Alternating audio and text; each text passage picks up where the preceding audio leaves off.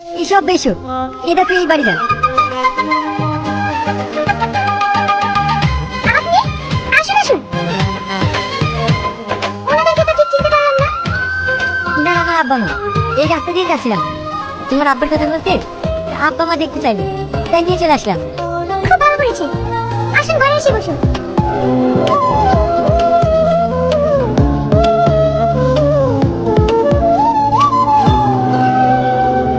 তোমাকে খুব চেনা চেনা লাগছে, তোমার নাম কি সেলিম?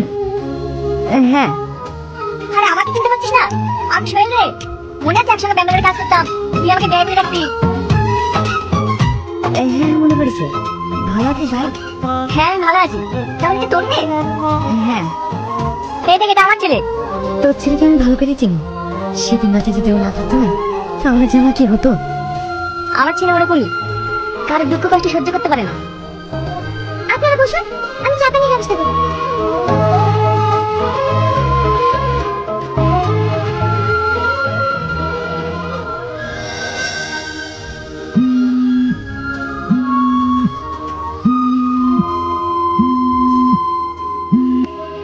হ্যালো। হ্যাঁ বলো। বলছি বলতেও কেমন লাগছে? তোমার কাছে কিছু টাকা হবে? বাড়িতে আত্মীয় এসেছে, একটা টাকাও নেই। হ্যাঁ আমি এখনই টাকা পাঠাচ্ছি। বলছি কি, তুই আমাকে ব্যয় বলে ডাকতে, আমি ওদেরকে ব্যয় বলে ডাকতাম। তোর মেয়েকে আমার খুব পছন্দ হয়েছে। যদি তোর কোনো আপত্তি না থাকে, তোর মেয়েকে আমার বাড়ির বউ বানাতে চাই। আরে আপত্তি কেন হবে রে? আমার দিন যে তোর বাড়ি বউ হবে, সেটা তো আমার মেয়ের সৌভাগ্য। মেয়েটাকে নিয়ে খুব দুশ্চিন্তায় ছিলাম রে, ছোটবেলায় মাকে হারিয়েছে, আর আমিও হাটে হাটে আছি কাল না। আজকের এই সুখের দিনে দুঃখের কথা বলবেন না ভাই।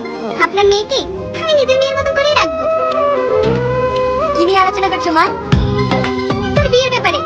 এই ভাইয়ের মেয়েকে আমার খুব পছন্দ হয়েছে, তাই ওর সাথে তোর বিয়ে ঠিক করলাম। তাহলে ভাই শুভ কাজে দেরি করতে চাই, 10 দিনের মধ্যে বিয়েটা সেরে ফেলতে চাই।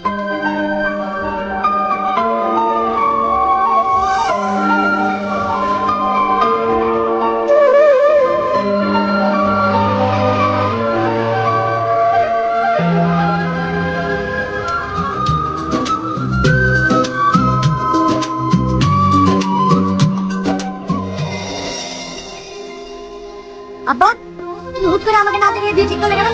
আমি বিয়ে করতে পারবো না। হ্যাঁ, ও আমার অনেক আগেকার বন্ধু, আর আমি ওকে কথা দিয়েছি ওর মেয়ের সাথে তো বিয়ে দেবো। তাই বলে কি আমার মতামতের কোনো দাম নেই?